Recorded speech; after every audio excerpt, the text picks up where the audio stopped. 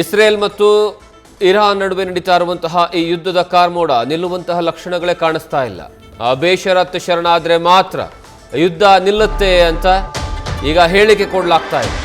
ಆದರೆ ಇದರ ಜೊತೆಗೆ ಅವರ ಸೈನ್ಯವನ್ನು ಸಹ ನಾಶವನ್ನ ಮಾಡಬೇಕು. ಇರಾನ್ಗೆ ಅಮೆರಿಕದ ಅಧ್ಯಕ್ಷ ಡೊನಾಲ್ಡ್ ಟ್ರಂಪ್ ವಾರ್ನಿಂಗ್ ಕೊಟ್ಟಿದ್ದಾರೆ. ಆಕ್ಸಿಯಾಸ್ಗೆ ನೀಡಿರುವಂತಹ ಸಂದರ್ಶನವೊಂದರಲ್ಲಿ ಈ ರೀತಿಯ ಬೇಷರತ್ ಹೇಳಿಕೆಯನ್ನು ಕೊಟ್ಟಿದ್ದಾರೆ. ಬೇಷರತ್ ಶರಣಾಗತಿಯನ್ನ ಇರಾನ್ ಘೋಷಿಸಲಿ, ಆದರೆ ಅವರಿಗೆ ಮತ್ತೆ ಹೋರಾಡುವಂತಹ ಶಕ್ತಿ ಇರಬಾರದು. ಅವರ ಬಳಿ ಹೋರಾಡೋದಕ್ಕೆ ಯಾರೂ ಏನೂ ಇರಬಾರದು. ಅವರ ಸೇನಾ ಶಕ್ತಿಯನ್ನು ಸಂಪೂರ್ಣವಾಗಿ ಕುಂದಿಸ್ತೇವೆ. ಆಪರೇಷನ್ ಎಪಿಕ್ ಫ್ಯೂರಿಯ ಉದ್ದೇಶವೇ ಇದು. ಇರಾನ್ಗೆ ಖಡಕ್ ವಾರ್ನಿಂಗ್ ಕೊಟ್ಟಿದ್ದಾರೆ ಅಮೆರಿಕದ ಅಧ್ಯಕ್ಷ ಡೊನಾಲ್ಡ್ ಟ್ರಂಪ್. ಈಗಾಗಲೇ ಯುದ್ಧದ ಕಾರ್ಮೋಡದ 8ನೇ ದಿವಸ ಇವತ್ತು ನಡೀತಾ ಇದೆ. ಈ 8ನೇ ದಿವಸಗಳಿಂದನೂ ಸಹ ದೊಡ್ಡ ಮಟ್ಟದಲ್ಲಿ ಇರಾನ್ ಮೇಲೆ ಇಸ್ರೇಲ್ ಮತ್ತು ಅಮೆರಿಕ ದಾಳಿಯನ್ನು ಮಾಡ್ತಾ ಇದ್ರೆ, ಅದಕ್ಕೆ ಪ್ರತಿಯಾಗಿ ಇರಾನ್ ಕೂಡ ಈ ಎರಡೂ ದೇಶಗಳ ಮೇಲೆ ನಿರಂತರವಾದಂತಹ ದಾಳಿಯನ್ನು ಮಾಡ್ತಾ ಇದೆ. ಅದರ ಮುಂದುವರಿದ ಭಾಗವಾಗಿ ನಿನ್ನೆ ರಾತ್ರಿ ಅತಿ ದೊಡ್ಡ ಪ್ರಮಾಣದಲ್ಲಿ ಯುದ್ಧದ ಕಾರ್ಮೋಡ ಇರಾನ್ ಮತ್ತು ಇಸ್ರೇಲ್ ಮೇಲೆ ಇತ್ತು.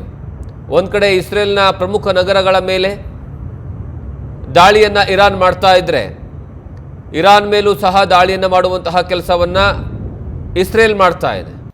ಏನೋ ಈ ಬಗ್ಗೆ ಹೆಚ್ಚಿನ ಮಾಹಿತಿಯನ್ನು ನಮ್ಮ ಪ್ರತಿನಿಧಿ ಚಂದ್ರಮೋಹನ್ ಕೊಡ್ತಾರೆ. ಚಂದ್ರಮೋಹನ್, ಇವತ್ತಿಗೆ 8ನೇ ದಿವಸ ಯುದ್ಧದ ಕಾರ್ಮೋಡ ಇರಾನನ್ನು ಸಂಪೂರ್ಣವಾಗಿ ಡೆಸ್ಟ್ರಾಯ್ ಮಾಡುವತ್ತ ಅಮೆರಿಕದ ಅಧ್ಯಕ್ಷ ಡೊನಾಲ್ಡ್ ಟ್ರಂಪ್ ಎಚ್ಚರಿಕೆಯನ್ನು ಕೊಟ್ಟಿದ್ದಾರೆ. ಏನೆಲ್ಲ ಇದೆ ಅಪ್ಡೇಟ್ಸ್? ಹೌದು ಜಗದೀಶ್, ಈಗ ಮುಖ್ಯವಾಗಿ ಇರಾನ್ ಸೇನೆ ಮತ್ತು ಸೈನಿಕರು ಸಂಪೂರ್ಣವಾಗಿ ನಮಗೆ ಬೇಷರತ್ತಾಗಿ ಶರಣಾಗಬೇಕು ಅಂತೇಳಿ ಅಮೆರಿಕದ ಅಧ್ಯಕ್ಷ ಡೊನಾಲ್ಡ್ ಟ್ರಂಪ್ ಅವರು ನೇರವಾದಂತಹ ಎಚ್ಚರಿಕೆಯನ್ನು ಕೊಟ್ಟಿದ್ದಾರೆ. ಮುಖ್ಯವಾಗಿ ಅಮೆರಿಕ ನಡೆಸ್ತಾ ಇರುವಂತಹ ಆಪರೇಷನ್ ಎಪಿಕ್ ಫ್ಯೂರಿಯ ಉದ್ದೇಶನೇ ಇದು. ಇರಾನ್ನ ಸೇನೆ ಸಂಪೂರ್ಣವಾಗಿ ದುರ್ಬಲ ಆಗಬೇಕು. ಇರಾನ್ನ ಸೇನೆಗೆ ಅಮೆರಿಕದ ವಿರುದ್ಧ ಆಗಲಿ ಅಥವಾ ಇಸ್ರೇಲ್ನ ವಿರುದ್ಧವಾಗಲಿ ಹೋರಾಡುವಂತ ಯಾವುದೇ ಶಕ್ತಿ ಕೂಡ ಇರಬಾರ್ದು ಮತ್ತು ಇರಾನ್ನ ಬಳಿ ಯಾವುದೇ ನಾಯಕತ್ವ ಕೂಡ ಇರಬಾರ್ದು ಅನ್ನೋದು ಅಮೆರಿಕದ ಉದ್ದೇಶ ಅಂತೇಳಿ ನೇರವಾಗಿನೇ ಡೊನಾಲ್ಡ್ ಟ್ರಂಪ್ ಹೇಳಿದ್ದಾರೆ. ಮುಖ್ಯವಾಗಿ ಡೊನಾಲ್ಡ್ ಟ್ರಂಪ್ ಮತ್ತು ಅಮೆರಿಕದ ಉದ್ದೇಶ ಏನು ಅಂದ್ರೆ ಇರಾನ್ನ ಸೇನೆಯನ್ನು ಸಂಪೂರ್ಣವಾಗಿ ದುರ್ಬಲಗೊಳಿಸೋದು ಮತ್ತು ಇರಾನ್ನಲ್ಲಿ ತಾವು ಹೇಳಿದ್ದನ್ನ ಕೇಳುವಂತ ಸರ್ಕಾರವನ್ನ ಪ್ರತಿಷ್ಠಾಪನೆ ಮಾಡೋದು, ಸಂಪೂರ್ಣವಾಗಿ ಅಲ್ಲಿ ನಾಯಕತ್ವ ಬದಲಾವಣೆಯನ್ನ ಮಾಡುವಂತದ್ದೇ ಅಮೆರಿಕ ಮತ್ತು ಇಸ್ರೇಲ್ನ ಉದ್ದೇಶ. ಈಗ ಮುಖ್ಯವಾಗಿ ಅಯತುಲ್ಲಾ ಅಲಿ ಖಮೇನಿ ಸಾವನ್ನಪ್ಪಿದ ಬಳಿಕ ಅಯತುಲ್ಲಾ ಅಲಿ ಮುಜ್ತಬಾನನ್ನ ಆಯ್ಕೆನ ಮಾಡ್ಕೊಳ್ಳಿಕ್ಕೆ ಇರಾನ್ನ ಅಸೆಂಬ್ಲಿ ಆಫ್ ಎಕ್ಸ್ಪರ್ಟ್ಸ್ ಕೂಡ ತೀರ್ಮಾನ ತೆಗೆದುಕೊಂಡಿದ್ದಾರೆ. ಆದ್ರೆ ಅಯತುಲ್ಲಾ ಅಲಿ ಮುಜ್ತಬಾ ಕೂಡ ಅಮೆರಿಕ ಹೇಳಿದಂತೆ ಕೇಳುವಂತಹ ವ್ಯಕ್ತಿ ಅಲ್ಲ. ಹೀಗಾಗಿ ಅಲ್ಲಿ ತಾವು ಹೇಳುವಂತಹ ವ್ಯಕ್ತಿ ಸರ್ಕಾರವನ್ನ ನಡೆಸಬೇಕು. ಇರಾನ್ ಸಂಪೂರ್ಣವಾಗಿ ತಮ್ಮ ನಿಯಂತ್ರಣದಲ್ಲಿ ಇರಬೇಕು.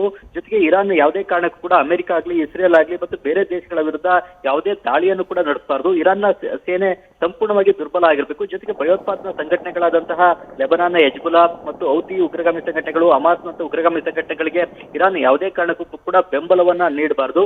ಉಗ್ರಗಾಮಿ ಸಂಘಟನೆಗಳಿಗೆ ಬೆಂಬಲ ನೀಡತಕ್ಕಂತ ಸರ್ಕಾರ ಇರಾನ್ನಲ್ಲಿ ಇರಬಾರ್ದು ಅನ್ನೋದು ಅಮೆರಿಕ ಮತ್ತು ಇಸ್ರೇಲ್ನ ಉದ್ದೇಶ. ಈ ಕಾರಣಕ್ಕಾಗಿ ನಾವು ದಾಳಿಯನ್ನ ನಡೆಸಿದ್ದೇವೆ ಅಂತೇಳಿ ಈಗ ಅಮೆರಿಕದ ಅಧ್ಯಕ್ಷ ಡೊನಾಲ್ಡ್ ಟ್ರಂಪ್ ಅವರು ಕೂಡ ಸ್ಪಷ್ಟವಾಗಿ ಹೇಳಿದ್ದಾರೆ. ಮತ್ತು ಇರಾನ್ ಸೇನೆ ಸಂಪೂರ್ಣವಾಗಿ ಬೇಷರತ್ತಾಗಿ ಶರಣಾದ್ರೆ ನಾವು ಯುದ್ಧವನ್ನ ನಿಲ್ಲಿಸ್ತೇವೆ ಅಂತ ಹೇಳ್ತಾ ಇದ್ದಾರೆ. ಈಗ ಇರಾನ್ನ ಕೆಲವೊಂದು ಉನ್ನತ ಮಟ್ಟದ ಅಧಿಕಾರಿಗಳು ಕೂಡ ಸಿಐಎನ ಸಂಪರ್ಕವನ್ನ ಮಾಡಿದ್ದಾರೆ.